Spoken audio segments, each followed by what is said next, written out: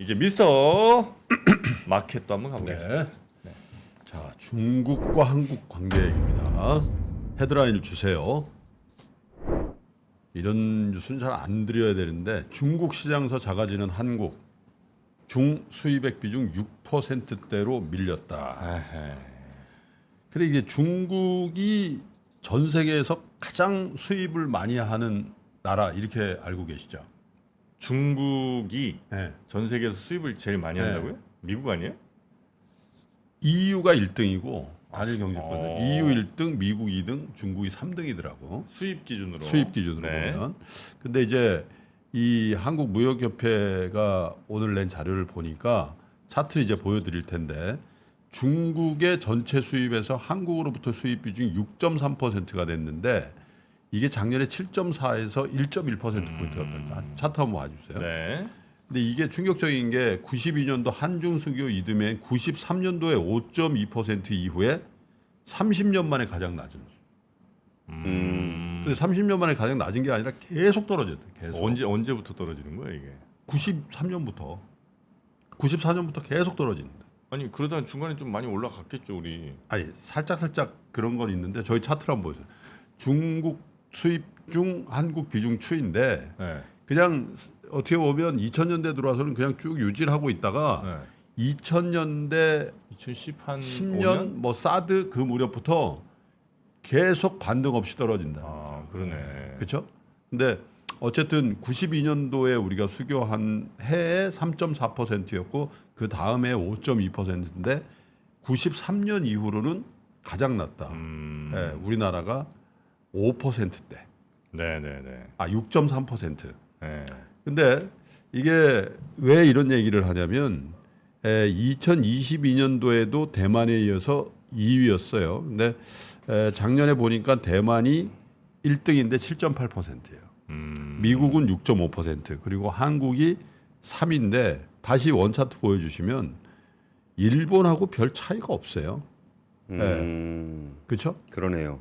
얼마 차이 안 나요. 저건 뭐 바로 뒤집어질 수도 있는 그런 상황으로 가서 이게 1위였던 국가가 이제 4위가 될 수도 있다 이런 거예요. 근데 작년에 중국이 총 수입이 얼마냐면 2조 5,568억 달러.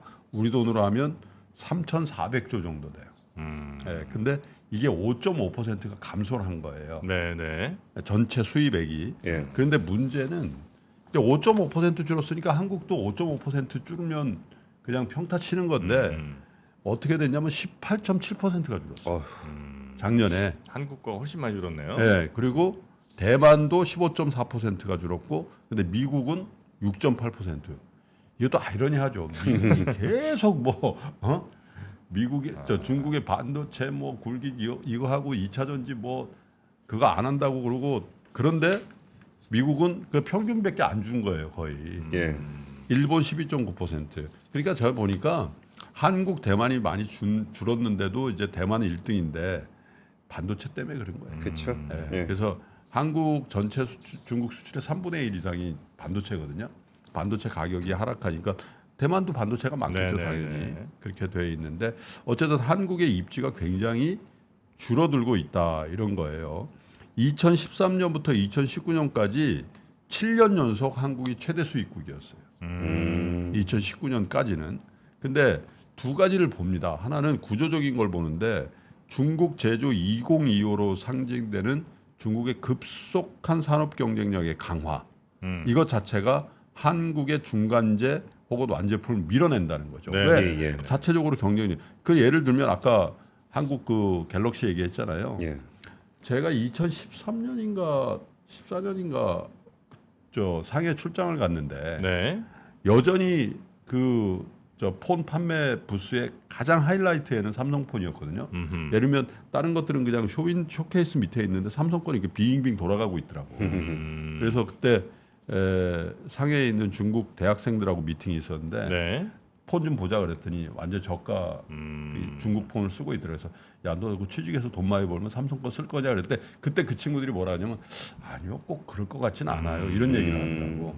근데 그게 이제 삼성에서 이제 중국 내에서 삼성폰 의미가 없는 그게 너무 급속도로 된 거죠, 사실. 예. 네. 1등 하던 제품이 그죠? 근데 그게 2017년에 있었던 사드 보복도 한 몫을 한 것 같은 게 2016년도 사드 보복 이전에 한국 수출 비중이 10.4였어요. 네. 예, 수입 비중이.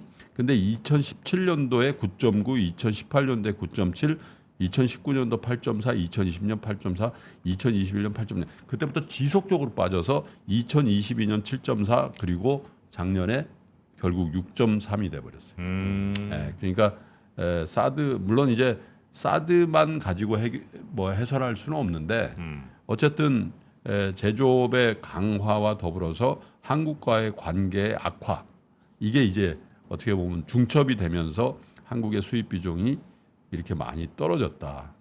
뭐 한때 2013년도까지는 삼성폰이 시장 점유율이 20%였어요. 그렇죠. 네. 예. 예. 그리고 프리미엄 폰으로서 압도적인 그런 정도였고. 그리고 기억나실 거야 아마 이게 벌써 10년밖에 안 된 건데, 야, 그 중국 폰 이런 거였잖아요. 그리고 2000년대 전성기 때 현대 기아차의 시장 점유율이 7%였습니다. 그렇죠. 중국에 팔리는 100대 중에 7대는 현대 기아차였다. 네. 지금은 뭐 중국 공장 팔고 있잖아요 지금. 철수. 예, 철수하고 철수. 있어요. 그래서 반도체가 반도체가 하나 남은 거나 마찬가지인데 반도체도 어쨌든 뭐 저품위는 중국이 많이 한다고 하니까 어쨌든 작년에 대중 반도체 수출이 361억 달러인데 전년 그러니까 2022년 대비해서 30.6%가 줄었어요. 이것도 사실 문제예요. 왜냐하면 중국 수출 비중도 문제지만 반도체 수출이 줄면 한국 경제가 휘청거려 버리는 거죠. 아, 예. 그렇죠. 그렇죠? 그래서 미국이나 이런 나라들은 중국에 대한 의존율을 낮추기 위한 여러 가지 일들을 하고 있는데 한국은 전략적으로 의존율을 낮추는 게 아니라 저쪽에 의해서 그냥 낮아지고 있는 그런 상황인 것 같아요.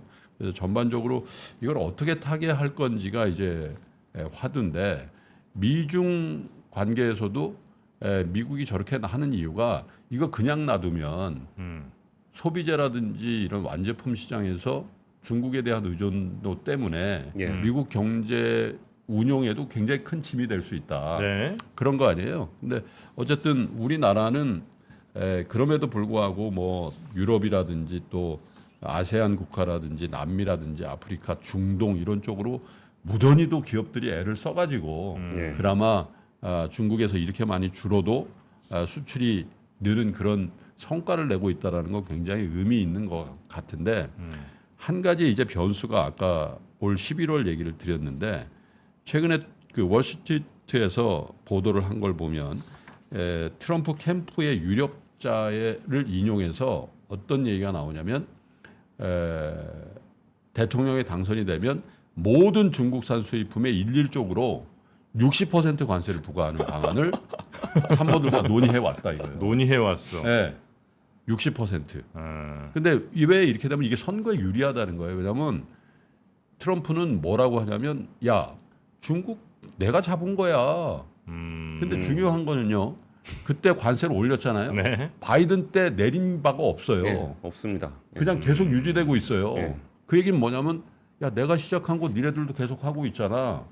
그렇게 얘기할 수 있는 만약에 지금 후보로 결정되면 토론회 붙고 그럴 거 아니에요. 그럴 때 바이든을 확실히 공격할 수 있는 포인트가 대중 강경책이고 그게 좋은 판단이었다라고 너도 인정할 걸? 안 그랬으면 너 낮췄어야지.